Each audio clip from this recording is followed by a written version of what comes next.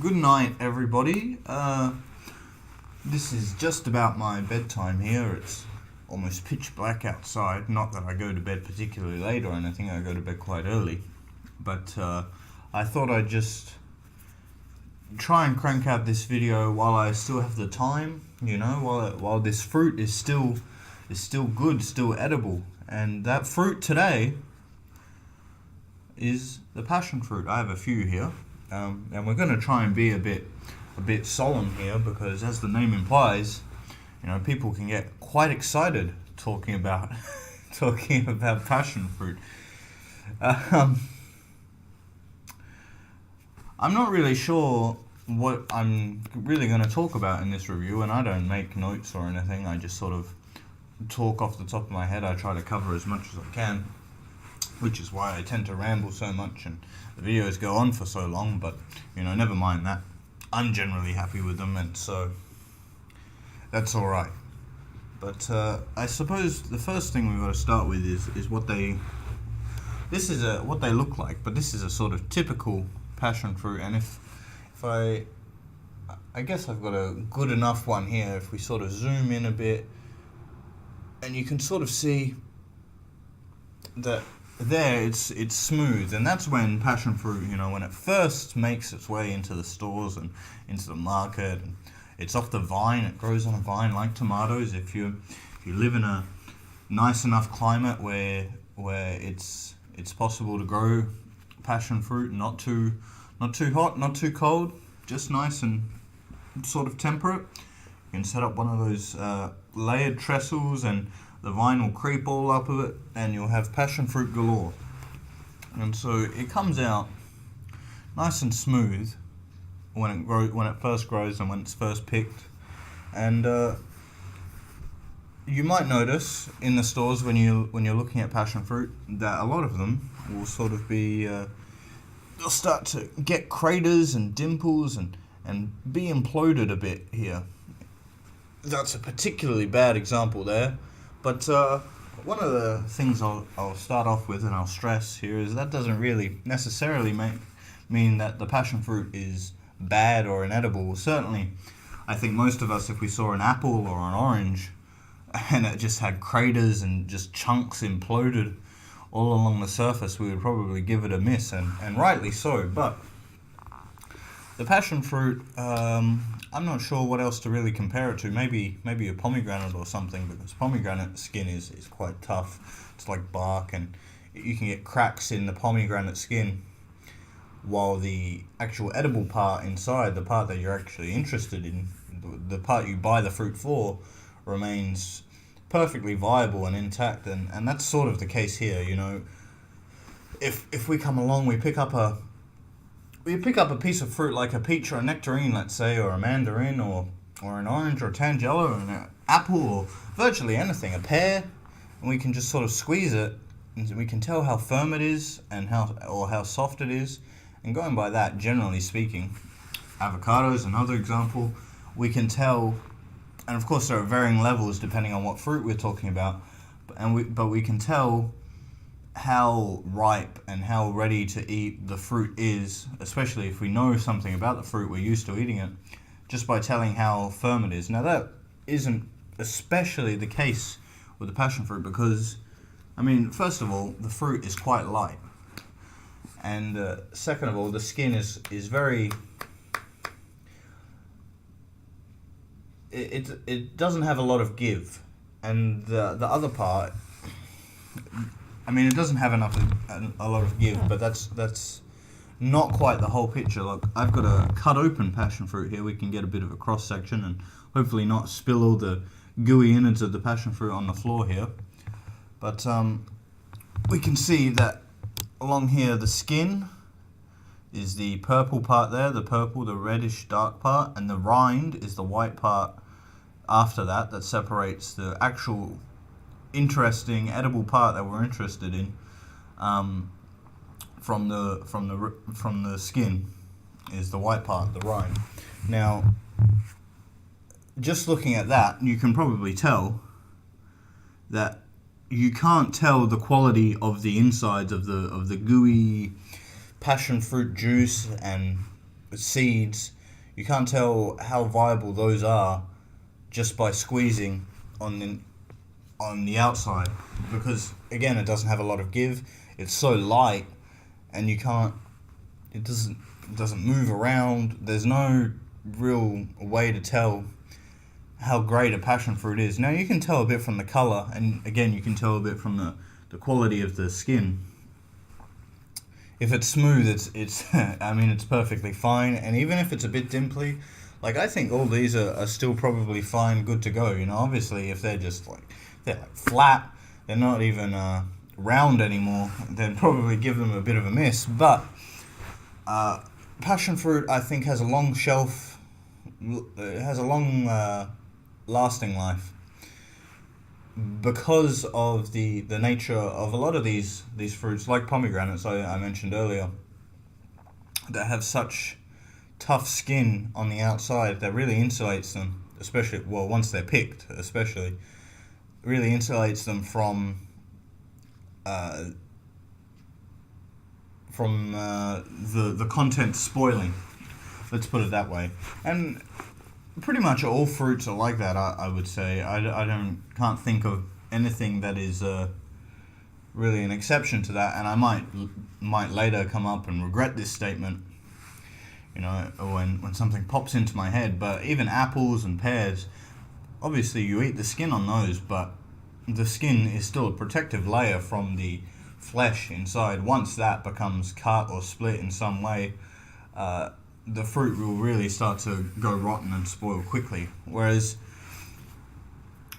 depending where you are, it'll probably be a bit different if it's like 100 degrees Fahrenheit every day. But I've kept apples just sat on my kitchen bench, kitchen cooktop, just sat there for weeks and weeks, and they're perfectly fine, perfectly still edible. They don't break down, as long as you don't, split them open. The skin, it does a phenomenal job of protecting the quality of the fruit, and people think that's just the case with sort of bananas and stuff like that. But really, nature is just amazing, just wonderful, just phenomenal. And so we have another example again with the passion fruit here. I don't have a knife on me to sort of, I've never really done a live cut open trying to display whether these dimpled and all rocky passion fruits are still edible. But this one here that I've got cut open, if we look open there, I mean, you might be able to see with the way the light reflects on it. This is hardly a perfectly smooth, beautiful passion fruit we've got here. It's not in good condition at all. But smells beautiful, looks fine. That's the color. That's the color we want. If you've never had passion fruit before, I don't know. I think passion fruit is a lot more popular in Australia and New Zealand than it is perhaps in other places. But wherever I've been, in stores, they sell little jars of passion fruit pulp, and so you can save yourself the trouble of buying the passion fruit, and you'll know what the passion fruit pulp that you're looking for inside a passion fruit is actually supposed to look like before you buy it. So, but if you don't have those, I mean, that's what it looks like. Perhaps it comes up a bit green on the camera, but the juice which surrounds the more green seeds is yellow, is orange. I've heard tales of passion fruit that is completely edible. Obviously, well, there are things we can do with the skin, but we don't just bite into a passion fruit like this. It would probably be greatly unpleasant. I'm tempted to try it now, though, just to see how it goes. Try not to make a bit of a mess. I'll decide later on into the video. But no, I've heard, most passion fruit is this sort of green, purple intermixed color. You can get passion fruits that are like grapefruit size, quite big. The flesh is edible, and I've never really seen those sold. I think they might be sold in other countries, or not so much sold, but you might be able to find them growing out sort of in the wild and so on. Maybe in like India or Indonesia or places like that. And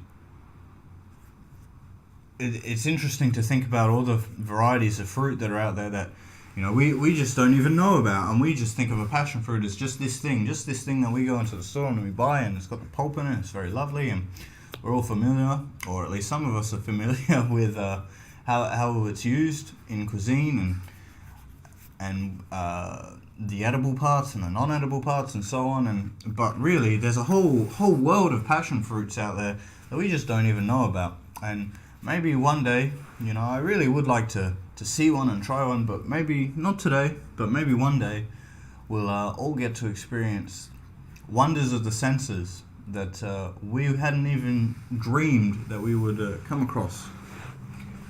And I think that's something that we can all aspire to, not just things that we can imagine our lives being right now, and tastes and smells that we in our sort of limited life experience up until this point can imagine. But we've also got to remember that there are, as Donald Rumsfeld put it, unknown unknowns, things we don't know that we don't know. So there are just things out there that are just waiting for us to encounter.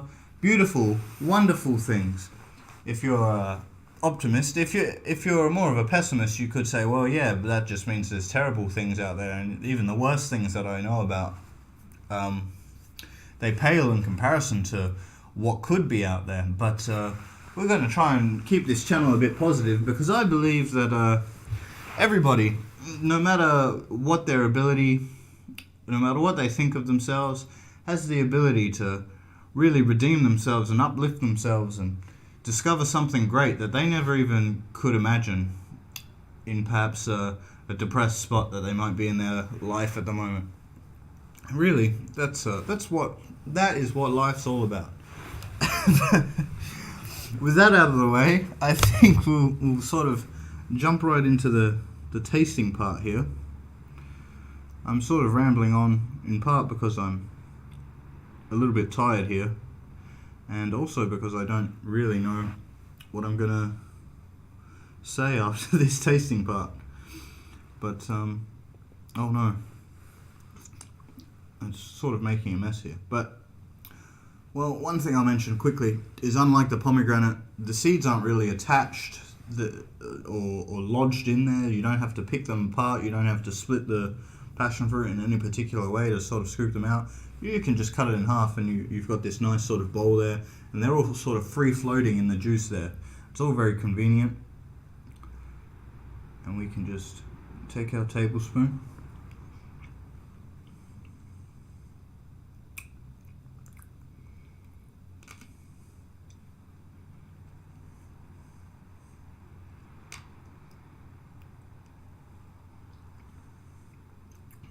And dig right in.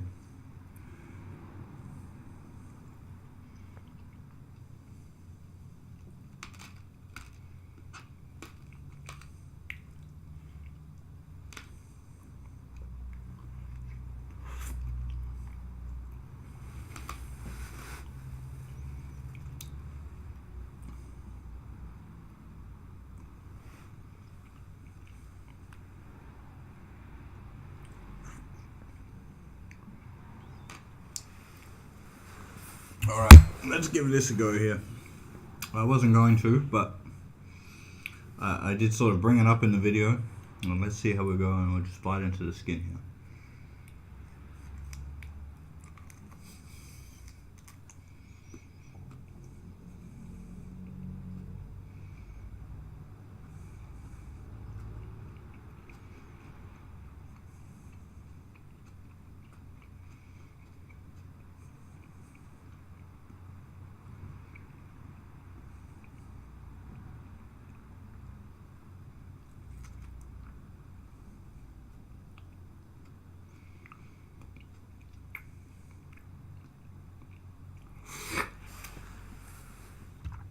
Well, get the skin and the rind part out of the way, first of all. Yeah, I didn't really taste much of anything, to be honest, but it is remarkably rough and tough.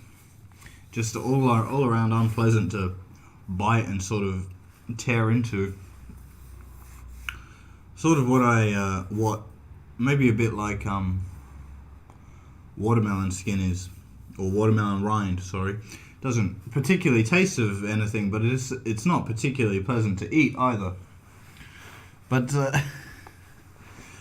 I don't think it's bad for you. I don't think it's poisonous or anything. The white part in here, the membrane that sort of separates the skin and the juice and the seeds, I think that's a little bit acidic. But apart from that, it doesn't really taste much of anything. Look, if I was to eat another passion fruit, which I have these here, I will be eating more passion fruit in the future, doubtless. I would not just bite into it. I would cut it open and scoop it out and eat it with a spoon, as I've done. Despite the complete feasibility, if you want to go ahead and eat passion fruit that way, go ahead. But not for me, I'm afraid. Just all around unnecessary. Now, the passion fruit pulp itself, again, it's very difficult to describe the sort of taste to somebody who hasn't had passion fruit.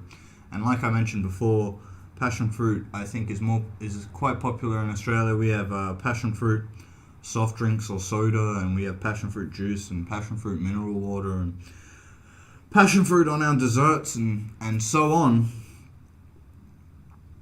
But it's sort of has a very tropical sort of flavor. I mean, that's not a surprise, because I'm quite sure. You never know what you're getting when you go into the store. You pick up a bottle of tropical juice, and it's not immediately clear. Obviously, you can check the ingredients and so on, but everybody knows that sort of flavor of like all these mishmash, and it's like pineapple and passion fruit and mango, and it's all sort of jammed together to give you this flavor explosion from the tropics. And I mean, look, I love tropical juice, but passion fruit is added to tropical juice. It's not like tropical juice is from passion fruit. You understand what I mean? I hope so, because I'm not even sure what I mean. But it has the tropical flavor, but that's because the tropical flavor comes from the passion fruit. It's a very roundabout, unnecessarily complicated way of, just back to front way of looking at things. So, look, it's refreshing, it's beautiful. The seeds are not unpleasant to eat like maybe people find pomegranate seeds to eat. They're much more flat. They crunch down. I've always found that passion fruit seeds, though the pulp itself, the juice, is nice. It's a lovely flavor. It's sweet and it's tropical, and I like it quite a lot. And I have no objection to eating seeds and fruit generally. If I'm eating watermelon, grapes, mandarins, cherries, rather than be one of these people that goes around and has to spit it into the bin, or God forbid, just spit it onto the ground or wherever they please, I'll just go ahead and swallow the pips. It's much more easier. And similar with mandarins, I think, though the seeds are edible, there's nothing wrong with eating them. When I eat a mandarin, when I eat the passion fruit, I prefer to just swallow them. I find that biting down on the seeds releases a flavor that I personally don't care for. I think it's more universally unpleasant when it comes to something like mandarins, where seeds are not something you really think of as eating. Whereas in passion fruit pulp, in the little jars of stuff you can buy, it's always got the seeds in it. And you can buy passion fruit yogurt and stuff like that, and it will have the seeds in it. So I think the seeds are something that people enjoy, and if you crunch down on them, it definitely has a distinct flavor that I don't think is unpleasant just on its own. Universally throughout all human experience, it's just something that I don't particularly like. It just gives off a taste that I don't care for. But the texture of them or something like that, it doesn't really affect my eating experience of passion fruit. Let's put it that way. Now, moving on from that, I'll try and sort of cover everything there is left to say, if I can remember what I had to say. The skin, like I said, it's unpleasant. It doesn't have much of a flavor, but the flavor it does have isn't isn't good. Texture is horrible, very tough. But I also sympathise with people when they go to the store and they might feel annoyed at buying something like this, or anything really, cauliflower, and you get the leaves in the end, and they feel annoyed because they paid money for this thing, and it's not conventionally useful for a lot of this stuff, like cauliflower leaves, mandarin skins, passion fruit skins in this instance. So they really want to get their money's worth. And perhaps that's less common nowadays, but still, for the people out there who really they want to use everything they've got and they don't have a compost bin that they can just chuck it into that makes it easier, I think you can take the skin, or definitely take the rind, and use it as a base, at least for making jam. And I think there's a few other things you can use it for that aren't food related. You know, there's always people who will talk about lemons are a good example. You know, you can use lemons for cleaning, lemons and vinegar and that sort of thing. And passion fruit has other uses in that way with the skins. I'm sure if you Google just about anything, you say, hey, what can I use this for? There'll be no shortage of things you can find to tell you all the home remedies and old wives' tales and unique uses, grandmothers' jams, and so on that you can you can use passion fruit skin for. Nutritionally, I don't think passion fruit really has much to say for it. Look, I mean, it's not unhealthy, obviously, and it's got the standard gamut of vitamins that people expect to come from fruits. But on the other hand, passion fruit is not particularly cheap, I will say, because, well, when we talk about the vitamin content and the content of anything really, if you go online, a lot of it will just be in a set way. Even if you go to the store and you buy a box of pasta or cereal, whatever it is, be in a set weight of, I don't know what it is in America, but here it's 100 grams. And so comparing those across the time, 100 grams of an apple is nothing, but 100 grams of passion fruit or baby spinach, something like that, that's a lot more in terms of what you're buying, because passion fruit is very light. So while it might not cost you a huge amount to buy a couple of passion fruit, you're also getting less weight overall. I mean, these are just about the lightest thing in the world. I'm just shocked that when I throw it up in the air, it even comes back down and it just doesn't go floating all the way to space. It's so light. So in terms of comparison, when we talk about, oh, well, passion fruit has this much vitamin C per 100 grams, let's say. Well, 100 grams of passion fruit is a lot compared to 100 grams of kiwi fruit, for example. Now, I don't want to discourage people from eating passion fruit, but I just don't think it's really worth going out of your way to buy passion fruit, because there's nothing that you really get from passion fruit that is unique in the sense that, oh, I need to have a passion fruit every day because it's going to save me from cancer, or it's just going to give me the ability to fly, or whatever else that you might get from other fruits that you hear about being superfoods or so on. From what I understand, to the best of my knowledge, passion fruit is not a superfood. You don't need to go out of your way to eat it. It does have a few other interesting qualities. It is, well, I mean, I won't.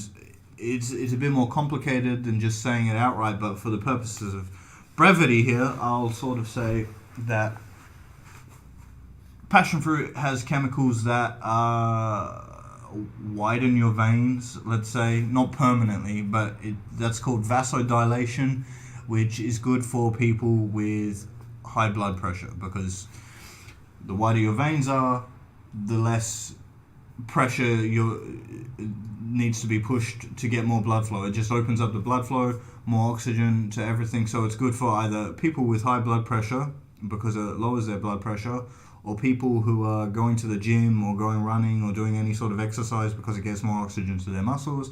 Now, is that going to be more useful than other pre-workout supplements that are on the market? Like, can you just swap out your beta alanine for a passion fruit every day? I would hesitate to say so. I don't think that's really going to help you out on the same level. But, you know, if you have some passion fruit lying around, it's not going to hurt. So there's that. That's sort of interesting.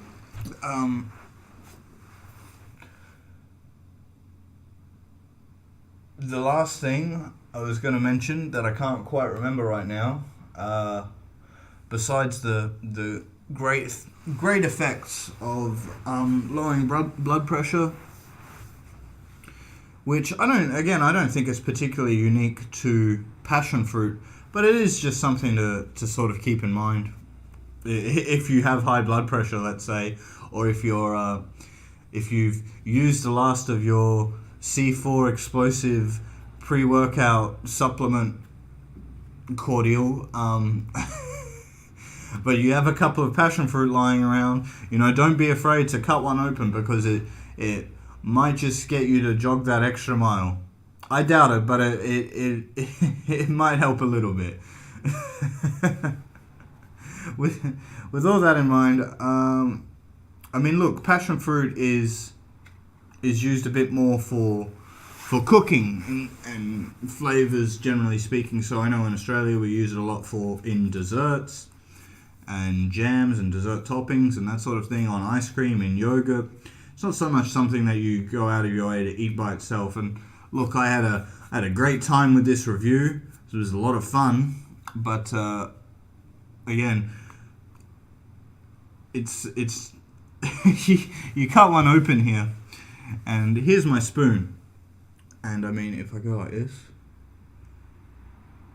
you can see it's not exactly a large spoon. I think it's a teaspoon, but it looks quite small to me. It might not even be that.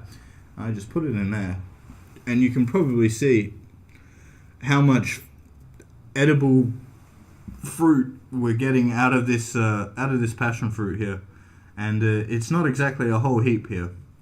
So I think when we talk about passion fruit, and I mean, look, it is a unique flavor.